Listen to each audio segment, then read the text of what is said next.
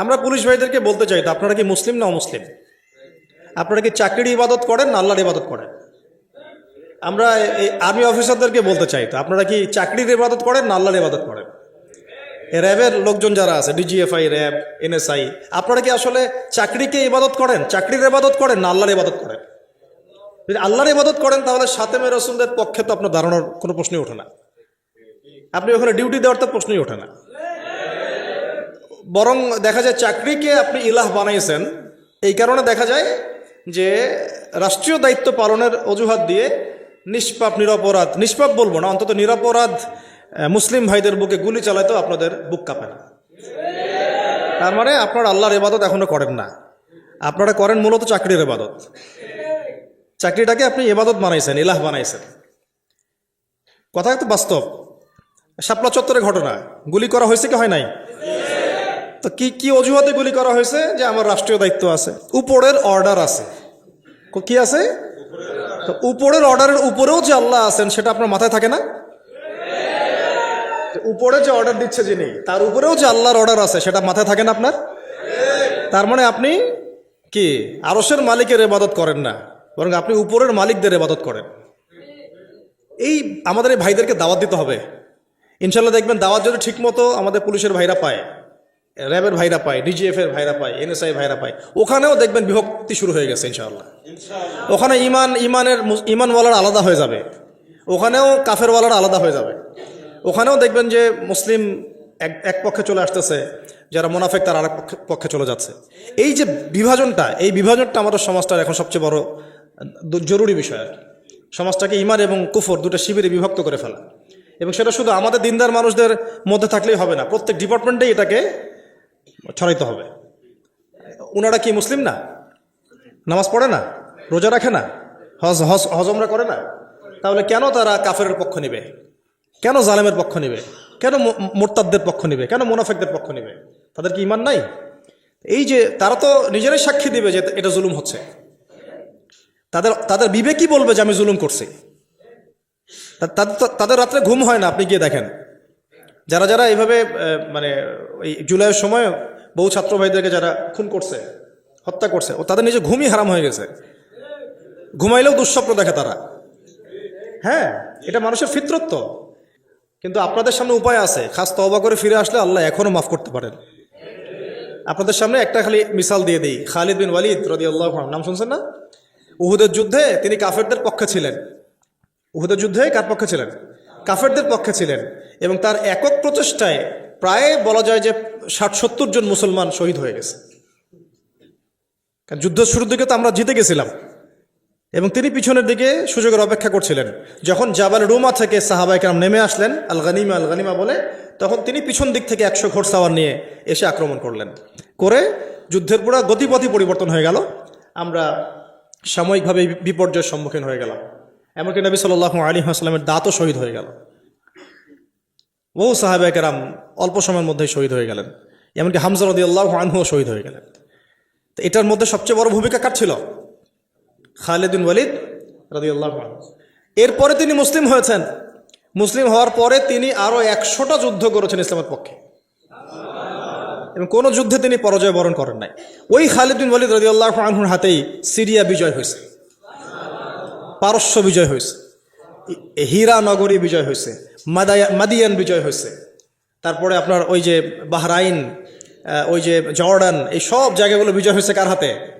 এই খালিদ বিন ওয়ালিদ রাদিয়াল্লাহু আনহু হাতে। তা আমরা চাই আমাদের আর্মির ভাইরা, র্যাবের ভাইরা, পুলিশ প্রশাসনের ভাইরা, আপনারা খালিদ বিন ওয়ালিদ হয়ে যান, আব্দুল্লাহ বিন উবাই হয়েন না।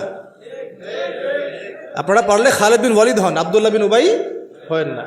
আব্দুল্লাহ উবাইকে তো চিনেন নাকি? এটাও ব্যাখ্যা করতে হবে। ওই উহুদ যুদ্ধের দিন গেছিল সাথে, চলো আমরা যুদ্ধ করতে যাব। যেই শুনছে যে এখানে বাপরে বাপ মুশরিকদের সংখ্যা তো প্রায় 3000, তখন ওই 300 সৈন্য নিয়ে উল্টা দিকে টান দিয়েছে আর কি। সূরা আলে ইমরানে আসছে আয়াতটা, আমরা যদি জানতাম যে যুদ্ধ বলে কিছু আছে, আমরা জীবনেও মুসলিম হইতাম না। তো আপনারা ইনসাফ কায়েম করেন। চাকরি আমাদের জরুরত, ব্যবসা আমাদের জরুরত, পরিবারও আমাদের জরুরত, তাই না? বাড়ি আমাদের জরুরত, পেনশন আমাদের জরুরত, জমি আমাদের জরুরত।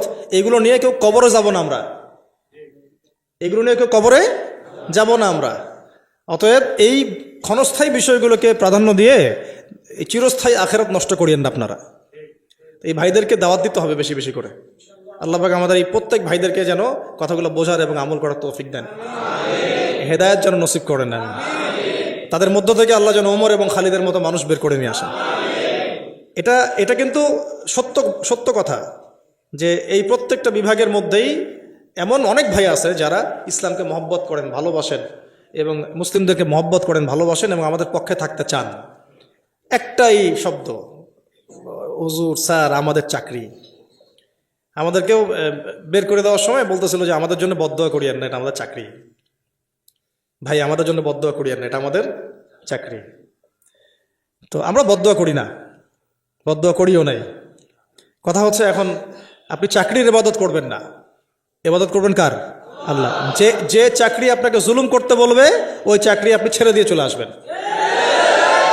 যে চাকরি আপনাকে নিরপরাধ মানুষের উপর গুলি চালাইতে বলবে ওই চাকরির মুখে লাথি মেরে চলে আসবেন আপনি।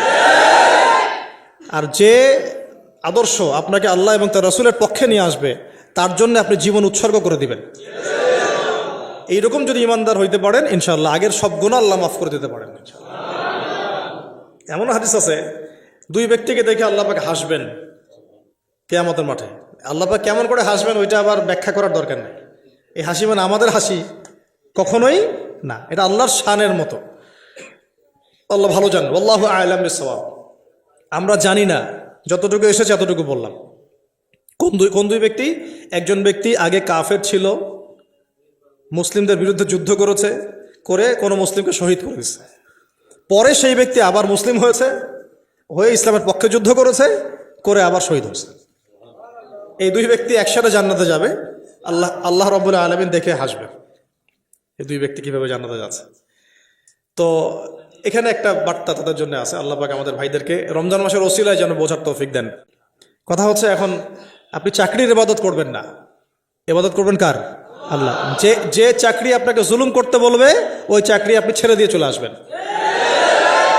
যে চাকরি আপনাকে নিরপরাধ মানুষের উপর গুলি চালাইতে বলবে ওই চাকরির মুখে লাথি মেরে চলে আসবেন আপনি। আর যে আদর্শ আপনাকে আল্লাহ এবং তার রাসূলের পক্ষে নিয়ে আসবে তার জন্য আপনি জীবন উৎসর্গ করে দিবেন। এইরকম যদি ইমানদার হইতে পারেন ইনশাআল্লাহ আগের সব গুনাহ আল্লাহ মাফ করে দিতে পারেন। এমন হাদিস আছে, দুই ব্যক্তিকে দেখে আল্লাহ পাক হাসবেন কিয়ামতের মাঠে। আল্লাহ পাক কেমন করে হাসবেন ওইটা আবার ব্যাখ্যা করার দরকার নেই। এই হাসি মানে আমাদের হাসি কখনোই না, এটা আল্লাহর শানের মতো। আল্লাহ ভালো জানেন, আল্লাহু আ'লাম বিসসাওয়াব। আমরা জানি না, যতটুকু এসেছে এতটুকু বললাম। কোন দুই ব্যক্তি? একজন ব্যক্তি আগে কাফের ছিল, মুসলিমদের বিরুদ্ধে যুদ্ধ করে কোনো মুসলিমকে শহীদ করে দিচ্ছে। পরে সেই ব্যক্তি আবার মুসলিম হয়ে ইসলামের পক্ষে যুদ্ধ করে আবার শহীদ হয়েছে। এই দুই ব্যক্তি একসাথে জান্নাতে যাবে। আল্লাহ রাব্বুল আলামিন দেখে হাসবে, এই দুই ব্যক্তি কিভাবে জান্নাতে যাচ্ছে।